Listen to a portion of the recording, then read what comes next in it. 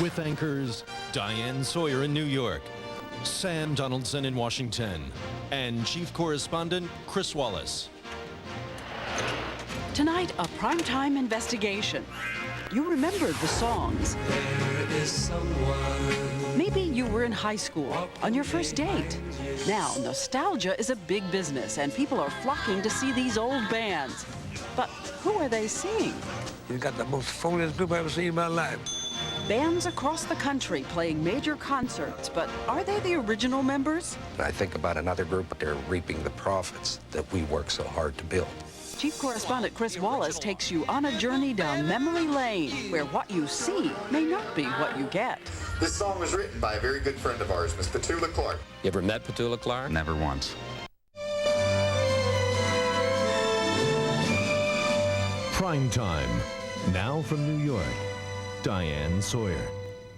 Welcome to Prime Time. How many times have you turned on the radio and heard a song that transported you right back to summer nights, high school, first love, slow dancing? Well, it happens so often that groups from 20, 30, even 40 years ago are now making big money performing old hits.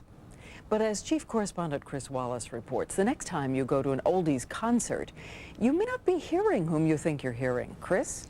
Diane, it's one of the music industry's dirty little secrets, the market for famous names from the early days of rock and roll. Back then, names like the Coasters and Box Tops were often owned by record companies or managers, but often not by the original artists. That didn't matter much when the groups faded. But now, with the oldies market booming, there's a scramble to buy the trademarks to use those names. And sometimes the people who made the music famous are shut out. Here are the newest recording sensation, the Vogue. There is someone walking behind you. They were stars back in the 60s, kids from Turtle Creek, Pennsylvania, who made it big. Look at me. The Vogues had 8 top 40 hits, including 5 O'Clock World and You're the one that I long to kiss, baby, you're the one that I really miss. now they're tapping into the booming oldies market. But you may have trouble recognizing the Vogues today. Have they changed? Even more than 30 years can account for. How come? You've seen a bogus band. There is not one original member in that band. That's what you call them, a bogus band? Yeah, there's not one original in there. Chuck Blasco should know. He was an original Vogue, and he's still performing. But if Chuck Blasco and his group are the Vogues, and this other group says they are the Vogues, which ones are the real Vogues? The real Vogues are us. So what are those other guys? They're the Vogues in 14 counties. if you're wondering what he's talking about, after the Vogues were no longer in vogue, their record companies sold the rights to their name. A federal judge ruled the originals are still the Vogues in western Pennsylvania, where they performed over the years. But the new group with the trademark are the Vogues everywhere else in the world. How does it make you feel? I mean, you're one of the original guys who recorded the hits, but outside of western Pennsylvania, you can't perform as the Vogues. Every day of my life I think about that. And I think about another group out there reaping the profits that we work so hard to build. It's not right. Something is not right. It may not seem right, but it is legal, and it's a hot issue in the music industry. With top oldies acts now raking in $1 million a year, savvy businessmen are collecting trademarks of once famous groups so they can use their names. Meanwhile, the original artists who made those names famous often can't stop them. Lonely days are gone, I'm a-going home. My baby used to root me a little. The Box Tops had a string of hits before breaking up in the early 70s. But they never filed a trademark. Someone else did, and leased it to this band, which tours the country without a single original member. Trademark groups can even fool the experts. Remember the Soul Survivors from the 60s? They're still performing. But the Nostalgia Channel unknowingly booked this trademark group. which badly lip-synced the original recording. But I was wrong. Ooh, took too long. I got caught in the rush hour. But the king of the new oldies is Larry Marshak. Under the boardwalk. A fast-talking promoter straight out of Guys and Dolls, he manages 4 groups. Thanks a lot. Thanks for coming in. The Marvelettes, Coasters, Platters, and Drifters. Marshak's groups work the top of the business: Las Vegas, Atlantic City. They've appeared on the Today Show and even sang for the president his last inaugural. How many Coasters groups do you have? On any given night, I might have as much as three groups of coasters. They're all performing the exact identical show. Don't you give me no dirty. That's 3 groups of coasters without an original member in sight. Marsh got the trademarks to these famous names from a variety of sources. He once even sued to keep an original drifter from using that group's name.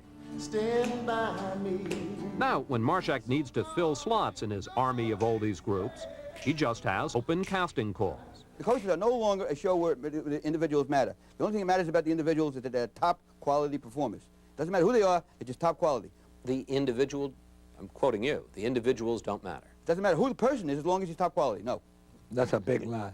Carl Gardner has been a coaster since the group began in 1956. The coasters made all those songs famous, and people want to see that same group that made them famous. There were 11 gold records, and when the coasters talk greatest hits, they have them. Boys alive, yeah, yeah, yeah. Love pushing every night. You ain't gonna rock and roll no more. Yakety yak. Don't talk back. Take out the papers and the trash. Carl Gardner sang on every one.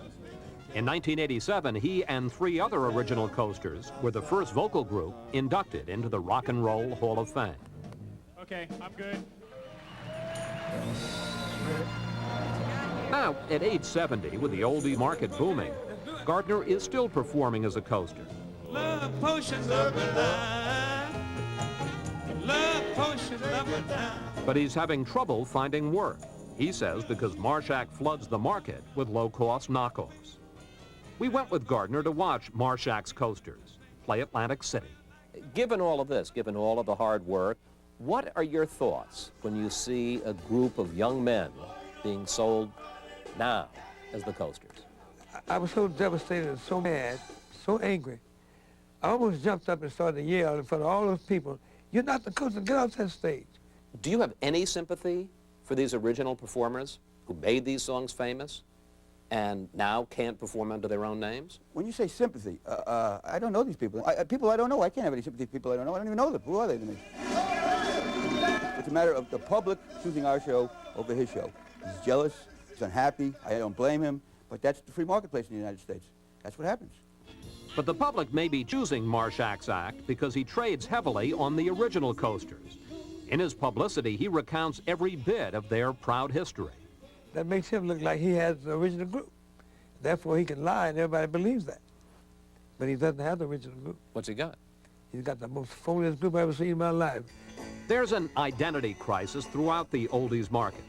After one concert by an unrelated group, we asked people how many originals they'd seen. I would assume all. I think there's 3 of them.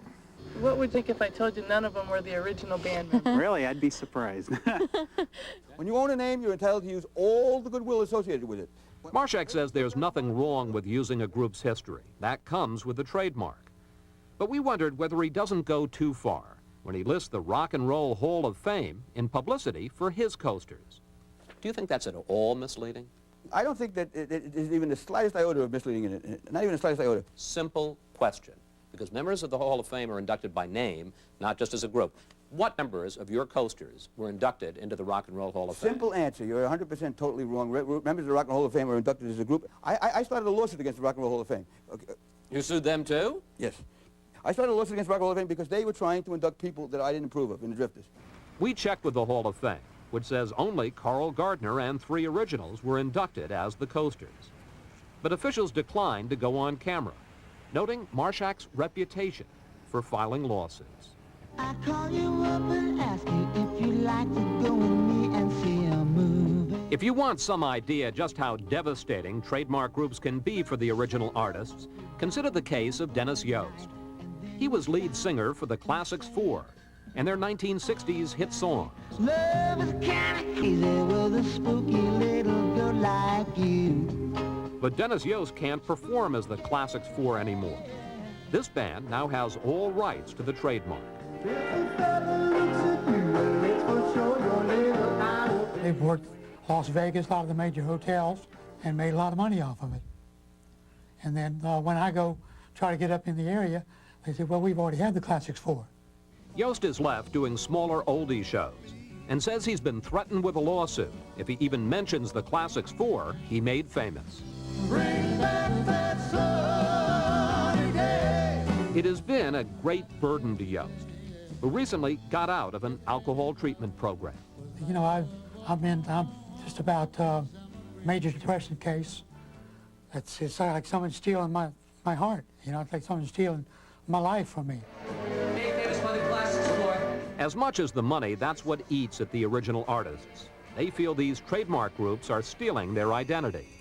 The clearest case of that we saw was the New Vogues, despite what leader Terry Brightbill would have you believe. I don't want to mislead people. I don't want people to get the idea that I'm telling them that I'm an original member. We have some clips from one of your performances, and I want to show you something. Take a look. We're going to start our little journey back in 1965 with a hit we had in that year called 5 O'Clock World. You say, here's a hit we had in 1965. You didn't record 5 O'Clock World in 1965, Mr. Brightbill? No, I didn't. What do you call that? It's just business. We showed him some more of how he does business. This song is written by a very good friend of ours, Miss Petula Clark. Here's one I know you've got to remember.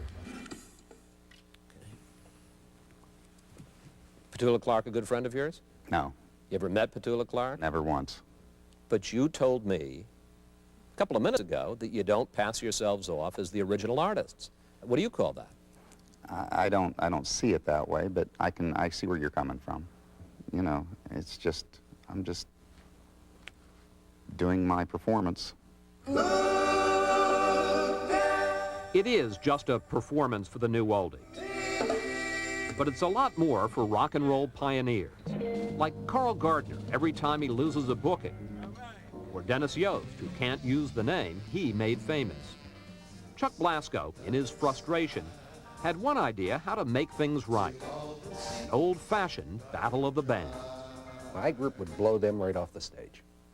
Vocally, instrumentally, sound-wise, everything. But you really think if the two of you performed side by side as the Vogues, people would know? What's this going to prove? Who are the real Vogues? So how do you respond to his challenge? I have, you know, I don't need to prove anything to anyone. You're the real Vogues. We are the real thing.